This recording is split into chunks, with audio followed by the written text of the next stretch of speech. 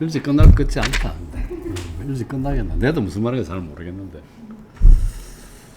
자, 6항 203쪽을 보고 다시 앞쪽에 6항이 어디 있는가 하면은 189쪽이죠. 6항부터 보면 비록 인간 정신이 물체와 실제적으로 구별된 실체라고 해도 그것은 신체 안에 있는 동안 그 모든 활동에서 유기적이다. 그 때문에 신체의 다양한 기질에 따라 정신의 사유들도 다양하다. 그래서 이제 다시 203쪽으로 오면 나는 그가 원하는 것이 무엇인지 파악하지 못하겠다. 영혼은 유기적 신체의 활동이다란 말은 학교에서 들었던 것을 기억하지만 그러나 영혼 자체가 유기적이란 말은 지금까지 들어본 적이 없다.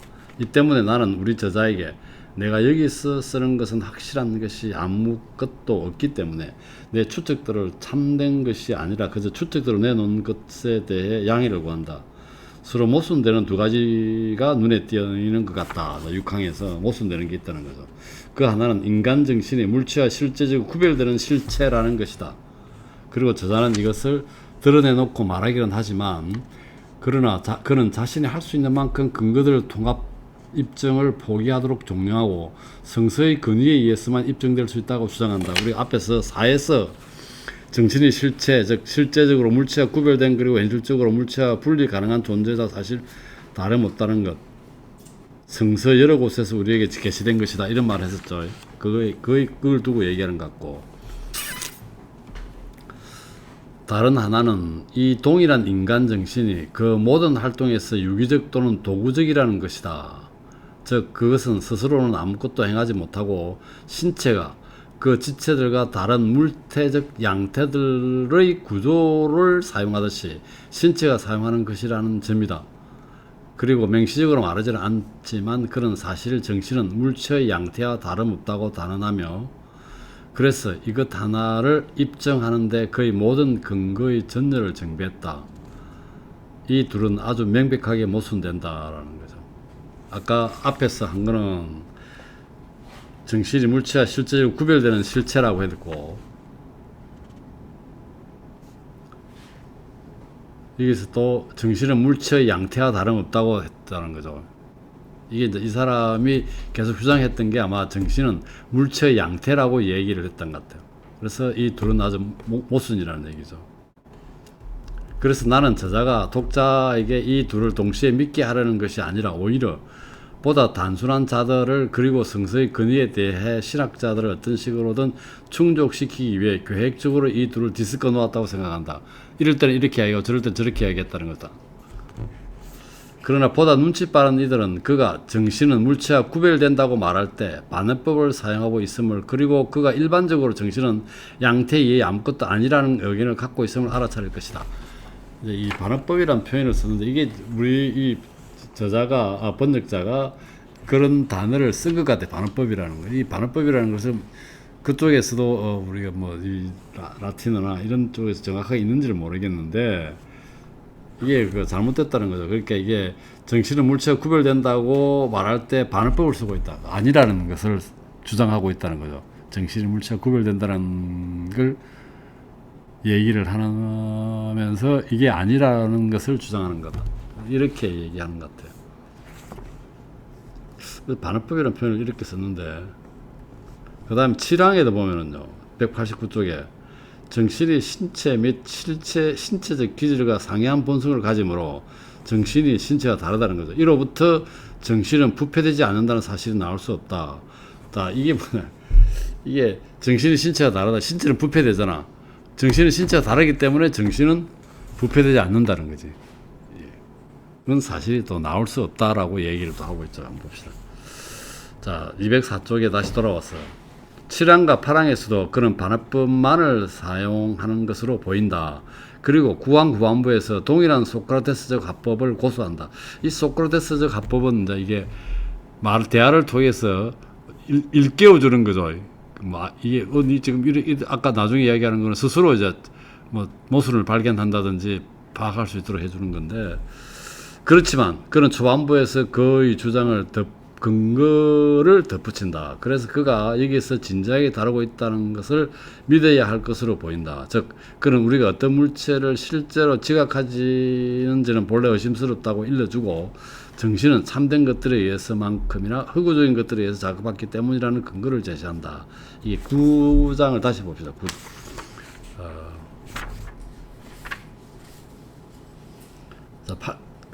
보기 189쪽에 아까 8도 같이 얘기했으니 칠하고 8을 보면은, 그리고 정신은 어떠한 부분도 어떠한 연장도 자기 개념 안에 갖지 않으므로 그것이 전체 안에서 전체인지 개개의 부분들 안에서 전체인지를 묻는 것은 쓸데없는 것이다.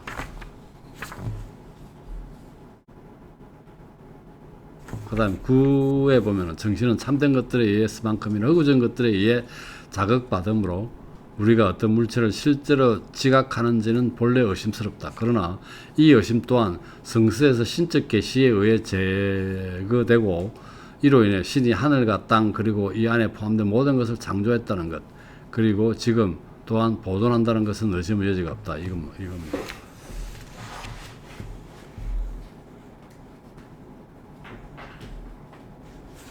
그래서 이제 9항에 이게 앞에 이제 다시 204쪽으로 돌아오면, 우리가 어떤 물체를 실제로 지각하는지는 본래 의심스럽다 라고 얘기를 했죠. 정신은 참된 것들에 의해서만큼이나 흑우적인 것들에 의해 자극받기 때문에 근거를 제시한다.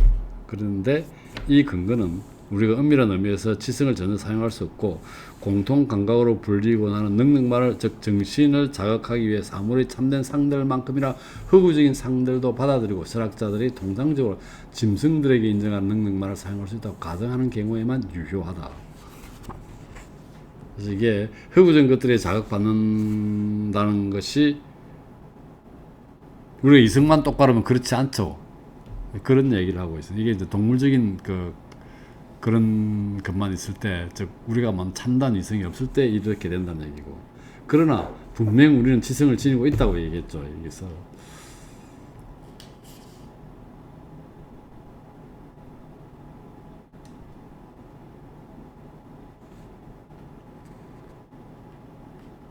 그래서 이게 지금 명료하게 이 사람은 지금 이게 흑우적인 것들을 자극받는다고 했지만 그렇지 않다는 것을 얘기하고 있죠. 분명하게 지성이, 또렷한 지성이 존재하면 그렇지 않다는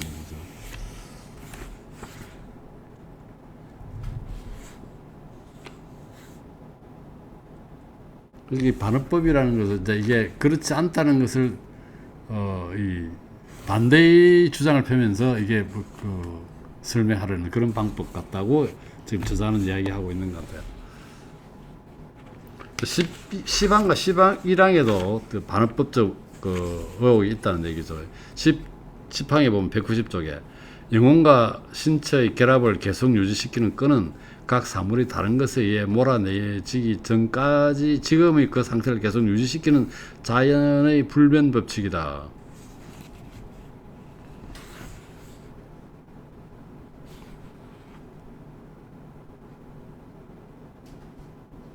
자, 이게 보면은 다시 205쪽에 보면은 10항과 11항에서 이제 이것도 반어법 의혹이 있다고 얘기하는 것은, 영혼이 실체임을 믿는 경우 영혼과 신체의 결합을 계속 유지시키는 끈은 각 사물이 지금의 그 상태를 유지시키는 자연의 불변 법칙이다 라고 말하는 것은 우스꽝스럽다는 거죠. 왜냐하면 상태를 변화시키는 것은 아무것도 없는 동안 결합되어 있는 것과 마찬가지로 분리되어 있는 것 또한 동일한 상태를 유지하기 때문이다. 그러나 여기서 문제가 되는 것은 이것이 아니라 오히려 정신이 신체와 결합되어 있고 분리되지 않는 일이 어떻게 가능한가 하는 점이다. 그런데 영혼이 신체의 양태라고 가정될 경우 그것은 지금 이 상태를 유지하는 것 외에 신체와 결합시키는 다른 끈을 찾을 필요가 없다고 말해도 무방하다. 맞죠? 이것이 사람은 계속 영혼이 양태라고 그랬잖아. 신체의. 왜냐하면 양태의 지위는 사물에 내재하는 것과 다름없기 때문이다. 이게 왔다 갔다 한다는 얘기지. 이게 지금 이게 분리됐다는 것은 서로 다른 걸로 봤을 때 분리돼 있다는 거죠. 이 다른 것인데 결합을 또 유지하고 있다는 거죠. 지금 그 결합 상태를 유지시키는 것은 자연의 불변 법칙이라는데 이 말이 지금 이상하다는 얘기인 것 같은데 이 사람은 이제 이 영혼이 신체의 양태라고 했기 때문에 이 결합이라는 말이 있을 수 없는 얘기 같은데요. 그래서 양태의 지위는 양태한테 변동된 거죠. 이거는 원래 내자는 것과 다름없다는 얘기죠. 그래서 이것도 조금 반어법적 의혹이 있다는, 이게 말이 안 된다는 얘기 같은데.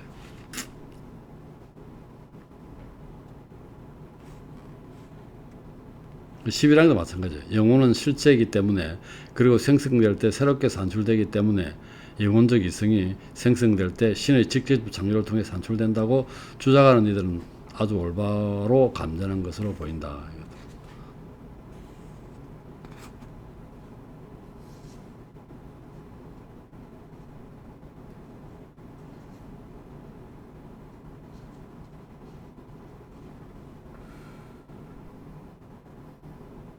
이 말을 이렇게 어렵게 표현할 수 있을까? 내도 헷갈리기는.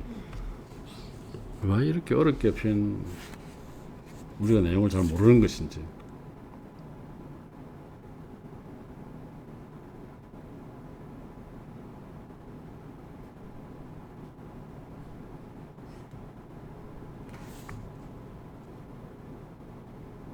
이게 데카르트는 사실 이걸 가지고 이 사람이 주장을 가지고 공박하는 거 하고 있는 것 같은데, 이게 반응법, 이게 지가 뭐 이렇게 말을 하지만 이게 지금 말도 안 된다는 얘기를 하고 있는 것 같은데. 근데 지금도 어렵지만 이걸 아주 공부를 열심히 한 사람은 스피노자인 것 같아요. 스피노자가 데카르트 이해라는 그 책으로 썼잖아요. 그걸 출판하고 난 뒤에 이 사람은 네덜란드에 있었죠. 그 독일 하이델베르크 대학의 교수직을 제안받습니다. 그렇지만 가지는 않죠. 왜냐하면 자기 철학하는 자세가 흐트러질까봐 안 가는 건데, 굉장히 데카르트에 정통하죠. 그리고 사실 데카르트는 정신과 물체를 따로 봤잖아. 각각 따로 본 것 같고, 신도 뭐 따로 보고. 근데 이 사람은 스피노자의 제일 관건은 이 데카르트의 이원론을 극복하는 게 제일 관건이었대요. 그러니까 결국은 이 스피노자에 와서는 모든 물체 실체죠. 실체라고 하는 substance, 영어로 substance는 하나라는 것인 하나고, 이것이 속성을 통해서 이제 이렇게 나타나는데, 이 속성을 통해서 이게 나타나고 저거 나타나고. 그러니까 이 속성이, 우리가 인지할 수 있는 속성은 많은 속성이 있지만 신에는 이 신적 자연이죠. 이 사람은 자연도 신으로 봤으니까 그런 것 같은데, 대표적인 속성이 연장과 정신인가 뭐 그런 거죠. 그러니까 연장과 정신을 속성으로 받고, 이게 이쪽 볼 때는 이게 보이고 저거 볼 때는 저게 보인다는 거예요. 똑같은 사물이, 우리가 뭐 이런 거지. 빛이 파동이나 입자나 했을 때 입자가 됐다가 파동으로 되기도 하고 그렇죠. 이쪽으로는 입자고, 입자슬도 증명이 되고 파동슬 증명이 되잖아.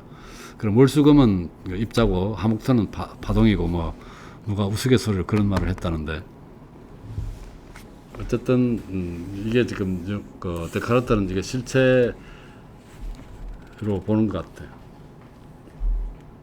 그래서 좀 애매한 게, 인간을 따지면 정신과 육체잖아. 그럼 영혼과 실체가 어디서 만나느냐? 웃기는 얘기, 송가선에서 만난다 그랬죠. 그럼 송가선은 뭔데? 그거는 실체인가 정신인가? 신체겠지, 실체겠죠, 육체겠죠. 송가선이 두뇌 어디서 만난다는데, 이런 게 좀 부자연스럽다고 본 것 같아요. 어쨌든 12항은 보면은 191쪽, 정신은 본적인 관념들 혹은 개념들 혹은 공리들이 필요하지 않는다. 그 활동들을 실행하기 위해서는 사유 능력 그 자체만으로 충분하다.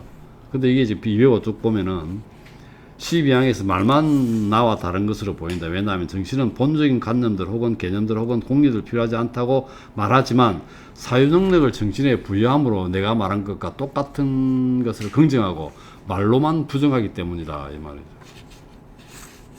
나는 정신이 그 사유능력과 상이한 어떤 것으로서의 본유관념을 필요로 한다고 쓰거나 판단한 적이 한 번도 없다. 오히려 외부 대상으로부터 내 의지의 결정으로부터도 유리하지 않고 내 안에 있는 사유능력만으로부터 유리하는 어떤 사유들이 내 안에 있다는 것을 주목했다. 이 사유능력에 대한 개념 차이로 이 사람 표현이 이렇게 됐고, 이렇게 이 사람 얘기로는 자기하고 같다는 얘기죠. 다른 것으로 보이지 않는다는 거죠. 말만 다르다는 얘기죠. 내용은 같다는 얘기 같은데, 그 사유능력 안에 그런 것들이 자기는 있다고 표현된 것 같아요. 그러니까 데카르트는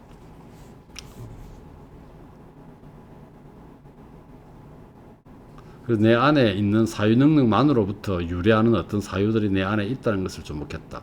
그리고 이 사유들이 생성들인 관념들 혹은 개념들을 다른 외래적인 것들이나 만들어진 것들을 구별하기 위해 그것들을 본유적인 것으로 불렀다. 이렇게.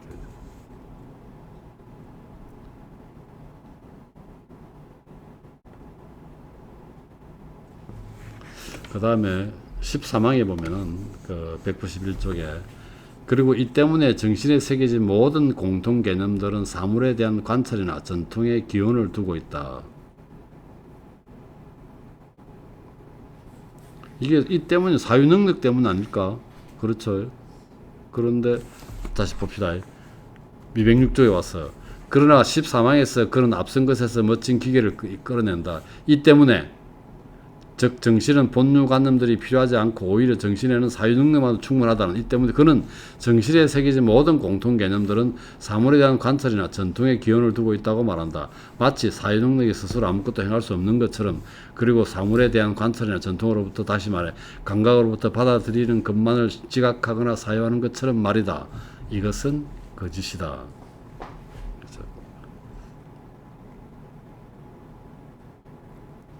감각이나 지각하는 것들로부터 바로 받아들이는 것은 거짓이라는 얘기죠. 반대로 우리 감각이 어디까지 미치고 또 감각으로부터 우리 사유 능력에 이룰 수 있는 것이 도대체 어떤 것인지를 제대로 주목하는 자는 누구나 다음을 시인해야 할 것이다. 즉, 그 어떤 사물의 관념들도 우리가 사유를 통해 그것들을 행성하는 그대로 감각으로부터 우리에게 현시되지 않는다는 것을 그래서 정신 또는 사유 능력의 본유적이지 않는 것은 우리 관념들 안에 아무것도 없다는 것을 말이다. 이때 경험에 속하는 관념들의 경험하는 예외이다. 이를테면 우리가 우리 사유에 현존하는 것으로 갖고 있는 이런저런 관념들이 우리 외부에 위치한 어떤 사물들 관련되어 있다고 판단하는 경우이다. 이는 사물들이 감각기관을 통해 그 관념들 자체를 정신에 들어보냈기 때문이 아니라 정신의 본유 능력을 통해 다른 때가 아닌 바로 그때 그 관념들을 형성하도록 정신에게 기회를 준 어떤 것을 정신에 들여보냈기 때문이다.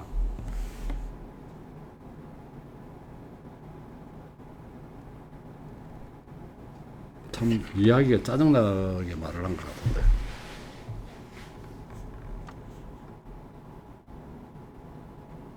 근데 이게 지금 우리가 감각으로 그대로 받아들이는 것을 바로 받아들이는 게 아니라는 얘기죠. 우리 사실은 그 우리가 내 그러니까 이 눈에서도 보면은 대상의 사물과 좌우가 바뀐다고 그랬잖아요.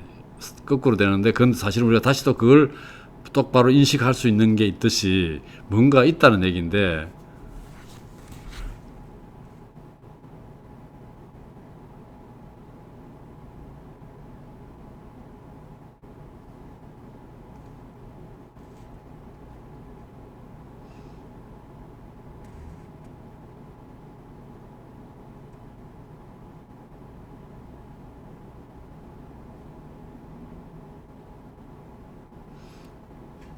그렇지 감각기관으로부터 받아들이는 것만 그것을 직접 우리가 지각하거나 사유하는 것은 아니라는 얘기를 하고 있는 것 뭔가 있다는 얘기죠 여기.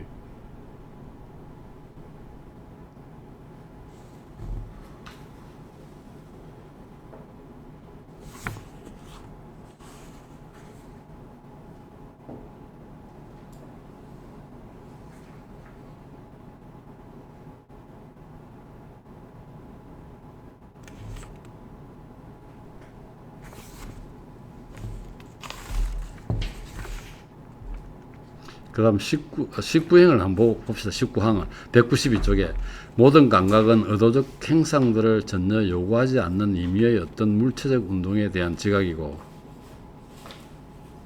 그것이 외적 감각에서가 아니라 뇌에서만 생긴다.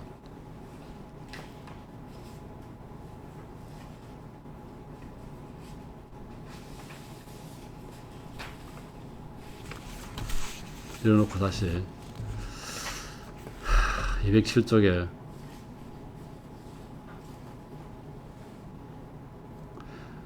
우리 저자 자신이 내 원리에 따라 19항에서 단언하듯이 어떤 물체적 운동들 외에는 감각기관을 통해 외부 대상에서 우리 정신에 도달하는 것은 아무것도 없으니 말이다. 오히려 이 운동들조차도 이것들로부터 생기는 행태들조차도 내가 굴절을 강하게 해서 자세히 설명한 것처럼 감각기관 안에서 일어나는 그대로 우리에게 인식되지 않는다. 아까 그 얘기죠.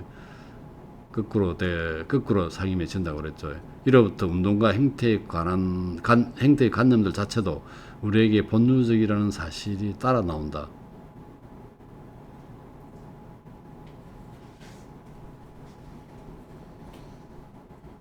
이런 게 고통, 색, 소리, 빛 이런 건 본능적으로 뭐 존재해야 된다고 얘기를 하는 것 같아요.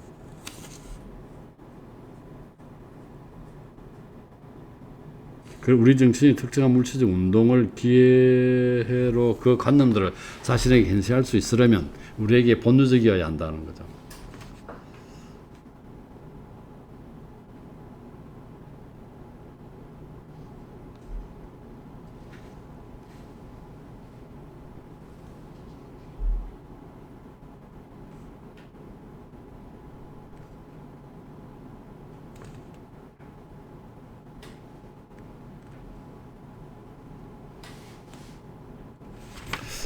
이거 진짜 참 말이 알듯하면서 이해가 잘 안 되는 부분들이라. 208쪽의 5번째 줄에 그럼에도 불구하고 저자는 14항에서 계속 우리 안에 있는 신의 관념조차도 이것을 본능적으로 갖고 있는 사유 능력에서가 아니라 신적 계시 혹은 전통 혹은 사물에 대한 관점에서 나온다고 단언한다. 우리가 다음의 경우를 고려한다면 이 단언의 오류를 보다 쉽게 인지할 것이다. 신의 관념조차도 본능적으로 갖고 있는 사유 능력이 아니란 얘기죠. 신적 계시 혹은 전통적 혹은 사물에 대한 관찰에서 나온다. 근데 데카르트는 신의 관념은 본적으로 갖고 있다고 했죠. 그 얘기고. 즉 어떤 것이 다른 것에서 나온다고 말할 수 있는 이유는 다른 것이 어떤 것의 근접 원인이자 제1 원인이기 때문이거나 아니면 다른 것이 그저 먼 원인이자 우연적 원인, 다시 말해 다른 때가 아닌 바로 그때 그 결과를 산출하는 주된 기회를 주기 때문이다. 그래서 모든 장인들은 자기 작품의 제1 원인이자 근접 원인이고 반면 장인들에게 그런 작업을 이제 시킨 명령 혹은 돈을 지불한 사람은 우연적 원인이자 먼 원인이죠. 이거는 이해가 되는데 왜냐하면 이들이 명령하지 않았다면 장인들은 그 작업을 하지 않을 수도 있었기 때문이다. 그런데 전통이나 사물에 대한 관찰은 가끔 우리가 신에 대해 가질 수 있는 관념을 주목하도록 그리고 우리가 우리 사유에 헌전하는 그 관념을 현시하도록 유인하는 먼 원인임에 틀림없다. 이건 뭐 전통이나 관찰은 먼 원인이잖아. 그러나 신관념의 근접 원인이 그 산출자라는 것은 신이라는 어떠한 이름 외에 혹은 화가가 신을 표현하기 위해 우리에게 현시하는 어떠한 물체적 행태 외에 신에 대해 이해하는 것이 아무것도 없다고 여기는 자가 아니라면 누구도 말할 수 없는 것이다. 왜냐하면 관찰이 시각을 통해 행해진다면 시각이 그 고유의 힘으로 정신에 현시하는 것은 그림들 그리고 우리 저자 자신이 일러주듯이 어떤 다양한 물체적 운동들로 이루어진 그림들 외에 아무것도 없기 때문이다.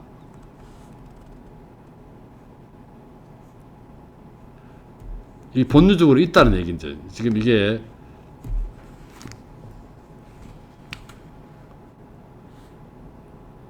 신적 계시 혹은 전통 혹은 사물에 대한 관찰에서 나온다고 그랬잖아. 이제 본능적으로 있다는 얘기죠. 그래 예를 들어서 시각으로 본 사람 시각이고 청각을 통해 행해진다면 청각만 있을 거고 그렇죠. 다른 감각들을 통해 행해진다면 신과 관련된 것은 그 안에 아무것도 없기 때문이다. 그리고 사실 시각이 그림들 외에 청각이 말들과 소리들 외에 본래 그리고 자체로 현시하는 것은 아무것도 없음을 누구에게나 명백하다. 그러므로 그런 만큼 우리가 이 말들이나 그림들 외에 이것들의 지시체로 사유하는 모든 것은 우리 사유 능력 안에서만 도래하는 관념들, 따라서 이 능력과 함께 본능적으로 있는, 다시 말해 우리에게 항상 가능적으로 내재하는 관념들을 통해 우리에게 재현된다.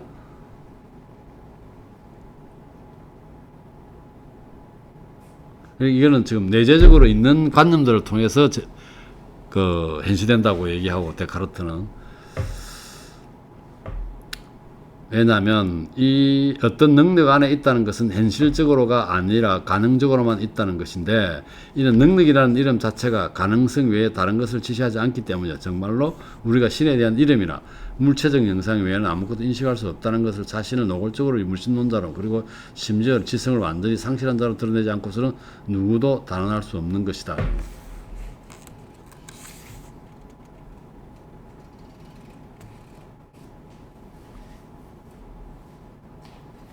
본능적으로 있다는 얘기를 주장하는 것 같아요. 그것만은 좀 이해가 되는데, 말을 이렇게 했니?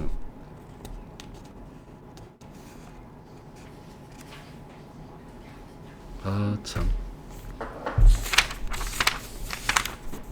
계속 갑시다. 한번 읽어보자. 어쨌든 210쪽.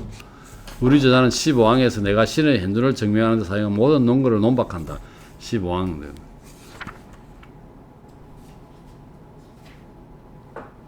신에 대한 우리의 개념 191쪽이죠. 즉 우리 정신 안에 현존하는 신의 관념은 신의 현존을 입증하기 충분히 타당한 논거가 아니다.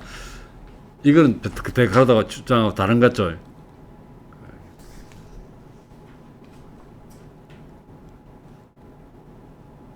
신의 관념 자체가 존재를 의미한다고 그랬는데, 이거 어쨌든 이거 데카르트 입장 다르고, 모든 것들은 이것들에 대한 개념이나 우리 안에서 관철되는 모든 것들이 현존하는 것이 아니기 때문이고, 우리가 파악한 그것도 불완전하게 파악한 것으로서의 그 관념은 임의의 다른 사물에 대한 개념보다 더 우리 고유의 사유하는 힘들을 능가하는 것이 아니기 때문이다. 이건 데카르트하고 얘기가 다른 것 같아.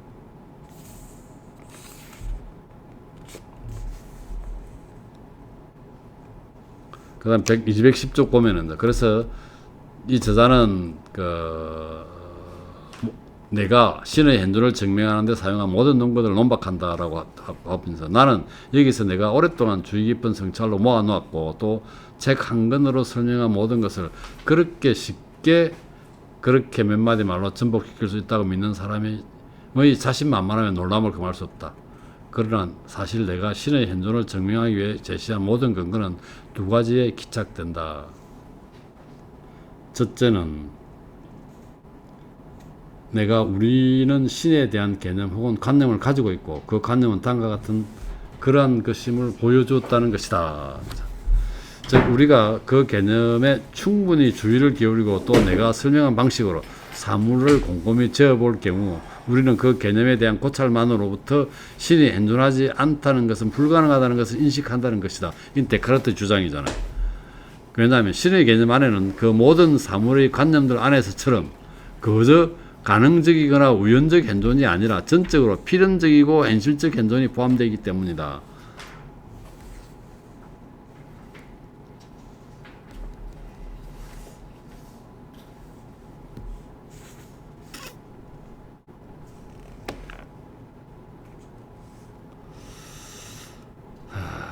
그래서 끊을까? 다시 여기서 그만두고 다음 또 넘어가자. 참말로 이거 한번 읽어봅시다. 이런 것을 말하건대 이게 보면은 많은 사람들이 이제 자기 주장에 동감한다는 얘기를 하고 있다. 데카르트는. 그리고 저자는, 이 프로그램의 저자는 이렇게 논박하죠. 신에 대한 우리의 개념, 즉 우리 정신 안에 현존하는 신의 관념은 신의 현존을 입증하기에 충분히 타당한 논거가 아니다. 이 모든 것들이 현존하는 것은 아니기 때문이고, 뭐 이런 식으로 이제 주장한다는 얘기고. 데카르트는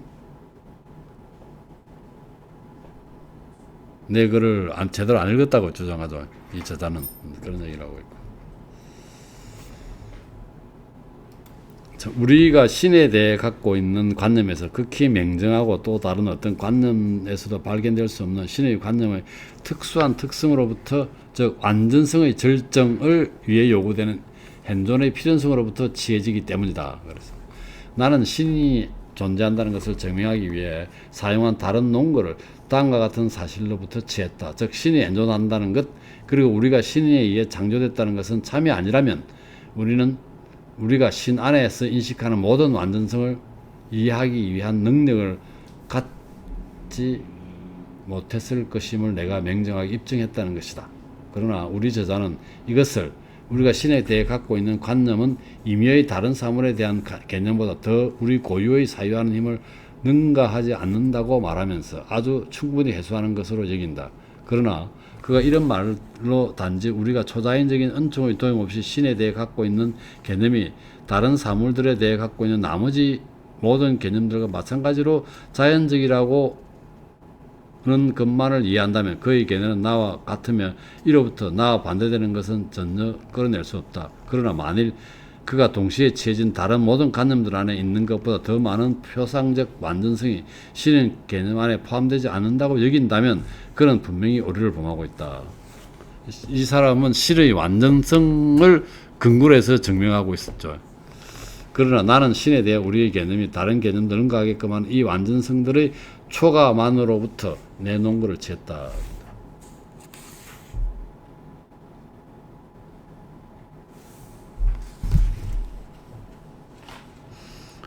자, 나머지 6개 항 중에서 그가 영혼의 특성들을 구별할 때 아주 혼돈되고 부적절하게 말한다는 것 외에 특기할 만한 것은 아무것도 없다. 사실 나는 영혼의 모든 특성이 두 가지 주된 것들과 연관된다고 말했다. 하나는 지성의 지각이고 또 하나는 의지의 결정인데 이것들을 우리 저자는 지성과 의지라고 부른다. 그런 다음 그는 지성이라고 부르는 것은 지각과 판단으로 나누는데 이 점에서 그는 나와 다르다. 왜냐하면 이 사람들 설명합니다. 우리가 판단하기 위해서는 무슨 지각이 요구되지만 판단의 행식이 성립되기 위해서는 긍정이나 부정이 필요하다는 것. 그리고 우리가 비록 어떤 것을 지각한다 해도 동의를 상가하는 것이 우리에게 가끔 자유롭다는 것을 보았으므로 나는 동의에만, 다시 말해 긍정이나 부정에만 성립하는 이 판단 활동을 지성의 지각이 아니라 의지의 결정과 연관시켰다. 판단은 의지의 결정도 연관시켰던 거죠. 그 후 저자는 지각의 종류로 감각, 기억, 상상력만을 열거한다. 이로부터 결론 지을 수 있는 것은 저자는 순수 지성, 다시 말해 물체적 상들에 대해 전혀 연루되지 않은 지성을 인정하지 않는다는 것이고, 따라서 그 자신은 신에 대해서도 인간 정신에 대해서도 혹은 다른 비물체적 것들에 대해서도 아무런 인식을 갖지 못한다고 생각한다는 것이다. 이에 대해 나는 다음의 유만을 추측할 수 있다. 즉 그가 이것들에 대해 갖고 있는 사유들이 아주 혼돈되어서 그는 결코 자신 안에서 순수한 그리고 모든 물체적 상들과 상이한 것은 어떤 것도 깨닫지 못했다는 것이다. 근데 왜 이 말에서 이렇게 이게 비약되는 건 저 잘 모르겠어요. 저자는 지각의 종류로 감각, 기억, 상상들만 연구했다고 그랬는데 이로부터 결론을 지었다는, 이렇게 결론을 지었다는 거죠.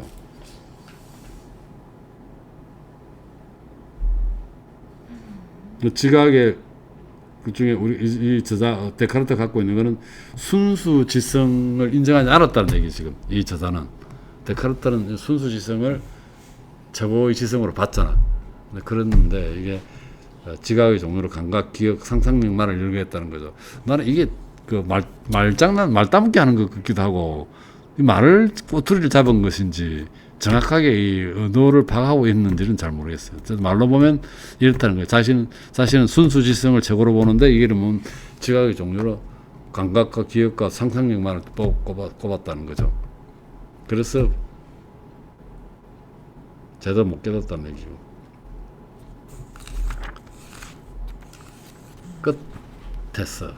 끝에서 미신가와 유선자보다 더 쉽게 갱건함의 큰 명성을 얻는 자 아무도 없다. 이거 있었잖아. 이 말은 무슨 말인지 모르겠다. 넘어갑시다.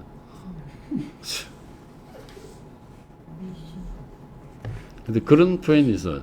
213쪽에 보면 중간에 한 5분의 2 지점에 나는 지금 1년의 경험을 통해 그가 진리에 대한 사랑보다 새로움에 대한 사랑에 사로잡혀 있다.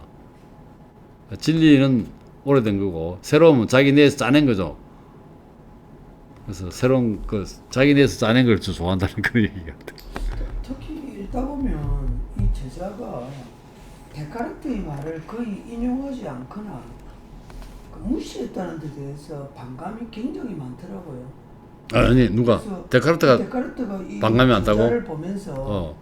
저자가 자기 말을 수용하거나 자기가 이론을 펼쳤던 것에 대해서 일부 수용하면서 반론을 제기해야 되는데 그런 것들이 전혀 없다는 데 대해서 그런 거 그. 굉장히 거부반응이 많다. 상당히 데카르트도 감정적으로 좀 지라고 있는 것 그래서 같은데. 아까도 잠깐 말씀하셨다시피 저도 보면서 이 굉장히 자기 논리에 지금 치중해서 공평성을 많이 읽고 있는 거예요. 그래서 읽다 보면 저도 몇 번 읽으면서 어떨 때는 이해가 됐다, 어떨 때는 이해가 안 됐다. 그 표현 참 괜찮네. 그러니까 이게 자기 감정이 너무 치우치다 보니까 자기 쪽으로 자꾸 몰아가요, 이야기를.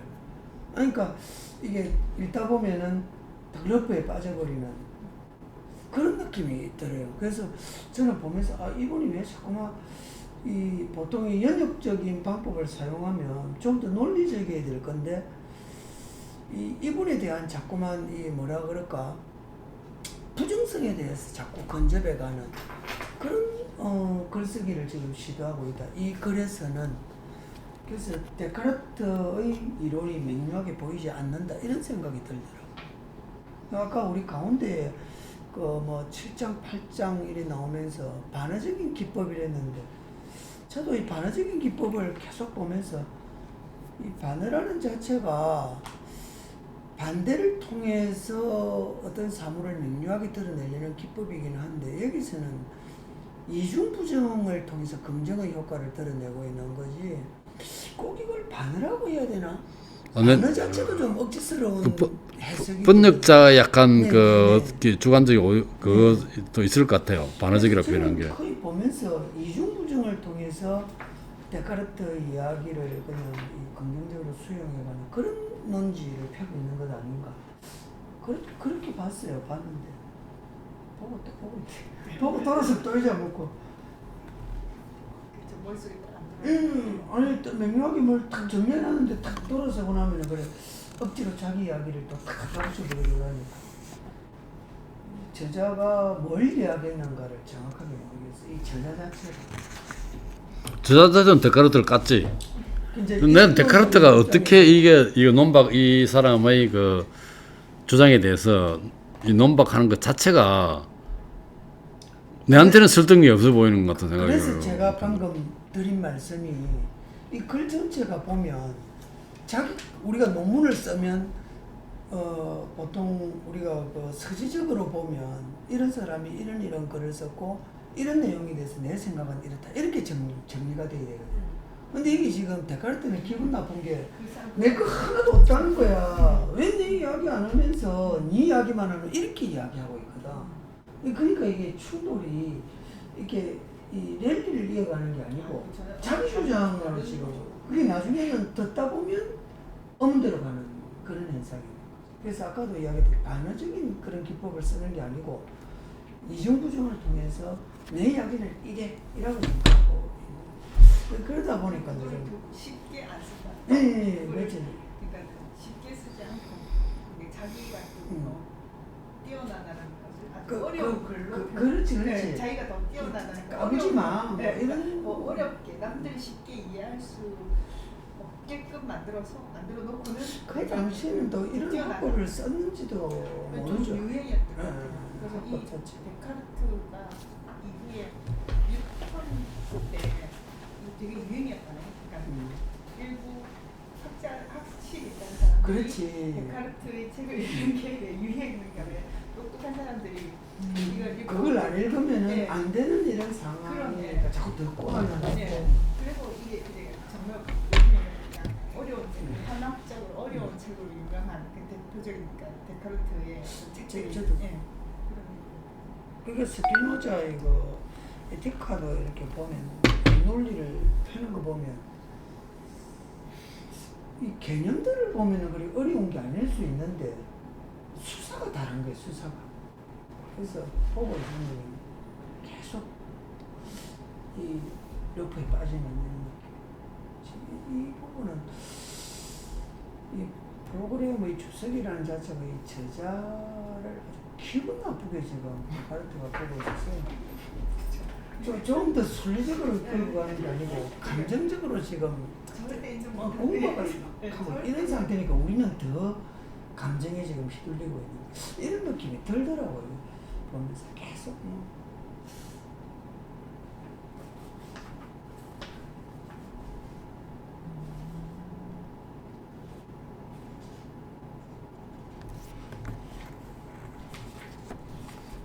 계속 봅시다. 214쪽에 이 책을 이제 쓰는 도중에 자기한테 책 두 권이 전달됐다는 거죠. 첫 번째 책자에 다음 것들이 들어있다. 몇몇 근대인들이 있는데 그들은 감각들에서 모든 확실한 신뢰를 박탈하고 감각을 믿을 수 없다고 그랬으니까 이제 이렇게 쏴붙인 거 주장한 것 같고, 철학자들은 신을 부정할 수 있고 그 현존에 대해 의심할 수 있다고 주장한다. 그러면서 인간 정신에 자연적으로 각인된 신에 대한 현실적 개념들, 행상들 및 관념들을 인정한다. 이 이제 데카르트 같은 사람들을 얘기하고 있죠. 그런데 다른 책자에서는 이 근대인들이 감히 외치기를 신은 부정적으로만 아니라 적극적으로 자신의 작용 원인으로 불려야 한다고 말한다. 이 두 글 모두 다음 세 가지를 입증하는 다수의 근거들만을 긁어 모은다. 첫 번째, 우리는 엄마 자궁에서 신에 대한 어떤 현실적 인식도 갖지 않았고 따라서 우리 정신에 각인된 신에 대한 어떤 현실적 행상 및 관념도 갖지 않았다는 것이다. 이거는 이제 데카르트 주장과 반대되는 거 아니야. 그런 걸. 그다음 두 번째, 신을 부정해서도 안 되고 부정하는 자들은 무신론자이며 법으로 처벌되어야 한다는 것이다.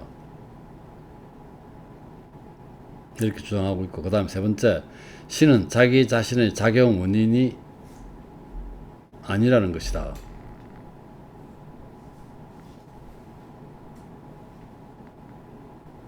물론 이 모든 것이 나를 반대하기 위해 써진 것은 아니라고 주장할 수 있다. 이제.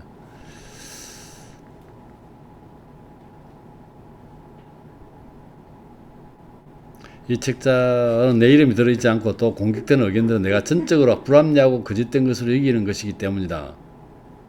그럼에도 불구하고 그 의견들은 이미 자주 그와 같은 계보의 사람들로부터 무무고로 내 탓으로 돌려진 적이 있는 것들과 다르지 않고, 그래서 이 기회에 몇 가지 일러두겠다 이 말이죠.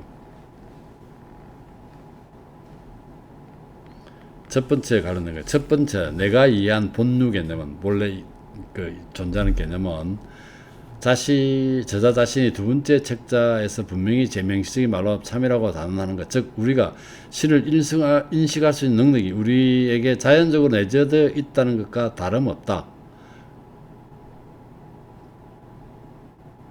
이거는 같잖아. 자기 얘기나 같다는 얘기죠. 그러나 나는 이 관념들이 현실적이라고 혹은 사유 능력과 상이한 나는 알지 못하는 행상이라고 쓴 적도 없고 생각한 적도 없다.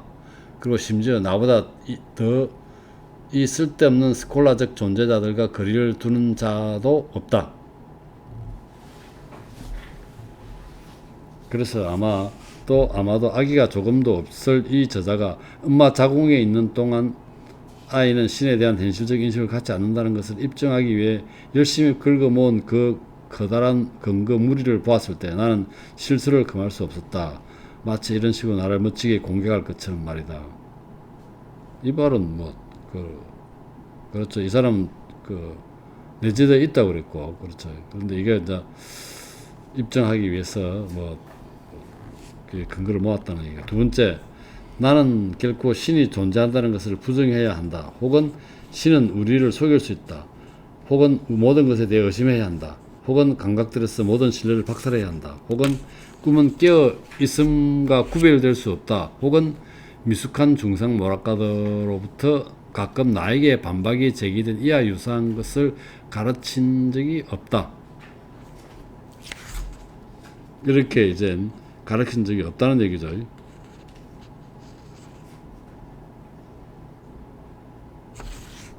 오히려 나는 이 모든 것을 극히 명시적인 말들과 극히 강력한 논거들로 거부했다. 심지어 감히 덧붙이자면 나 이전에 그 누구보다도 더 강력하게 논박했다. 그리고 이것을 보다 용이하고 효과적으로 행하기 위해 나는 성찰 초반에서 이 모든 것을 의심스러운 것으로 제시했다.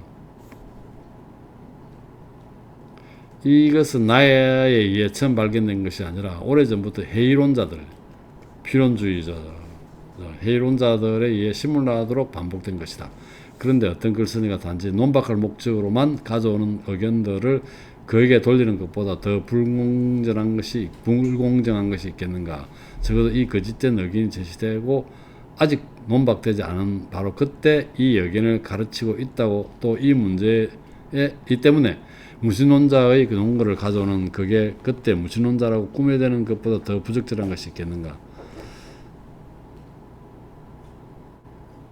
어떤 이가 자신이 희망했던 증명을 쓰거나 발견하지 못한 채 죽는 경우 그런 무신론자로 죽는다고 말하는 것보다 그리고 선을 거두기 위해 악의 씨를 뿌려서는 안 된다는 등등 그 일찍이 해로운 교수를 가르쳤다고 말하는 것보다 더 유치한 것이 있겠는가.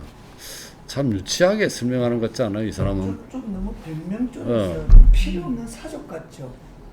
이 부분이 특히 좀 사족 같아요. 재밌는.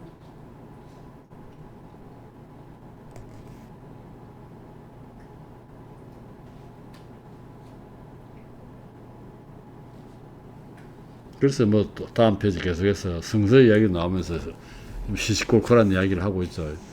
성서에도 그런 표현들이 있다.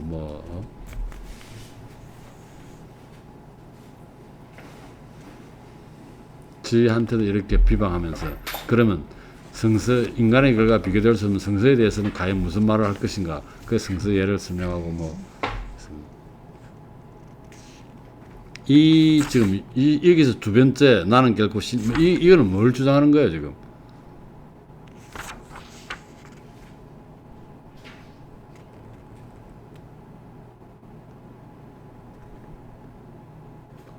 신을 부정하고 있는 건 아니잖아, 이 사람은. 그렇죠. 데카르트는 신을 부정하고 있지 않죠. 근데 이게 뭘 자기 주장을 몇 개 일러주고자 한다고 해놓고 자기 주장을 폈잖아. 이게 지금 신의 현존에 관한 증명들이 자신의 거랑 다르다는 앞에서 어디서 이 프로그램의 저자가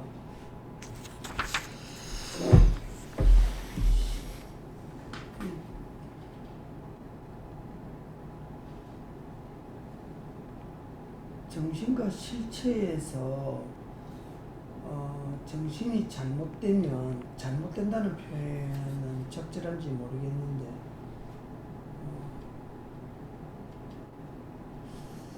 그래서 그런 이 사람은 지금 그 사람 앞에서 다른 두 책에서 얘기했던 게 신을 부정해서는 안 되고 부정하는 자들이 무신론자이며 법으로 처벌해야 된다고 얘기했잖아.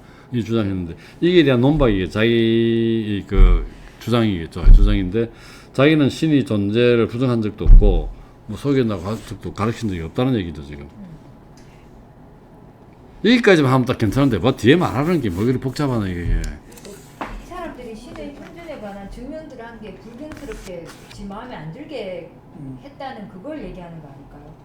그 위에 선을 거두기 악의 씨를 뿌려는 안 된다 같이 이런 식으로 이 현존에 관한 증명을 지 마음에 안 들게 지가 말하는 이상한 방식으로 이런 식으로 했다는. 그렇지. 지 주장을 갖다가 조금 악의적으로 혹은 네. 고의적으로 왜곡했다는 주장하는 것 같아요.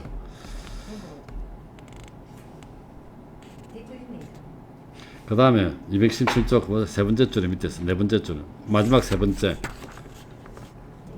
이 책의 저자가 두 번째 책 8쪽에서 매우 경솔하게 단언하듯이 나는 결코 신을 부정적으로만 아니라 적극적으로 자신의 작용 원인으로 불러야 한다고 쓰지 않았음을 일러둔다. 신이 그 자신의 작용 원인, 존재 원인 이유로 설명하지 않는 신 자체가 존재한다고 했지. 이 사람은 신이 어떤 걸 존재하는 자기 자신의 존재 이유로 즉 작용 원인으로 주장한 거 아니죠. 신 자체가 지금 존재한다고 되었다는 거죠. 그러니까 이게 뭐 쓰지 않았다는 거죠. 부정적으로만이 아니라 적극 자기 자신의 작용 원인으로 분리한다고 쓰지 않았다는 거죠. 신 자체가 존재하는 거기 때문에 작용이 될 수 없다.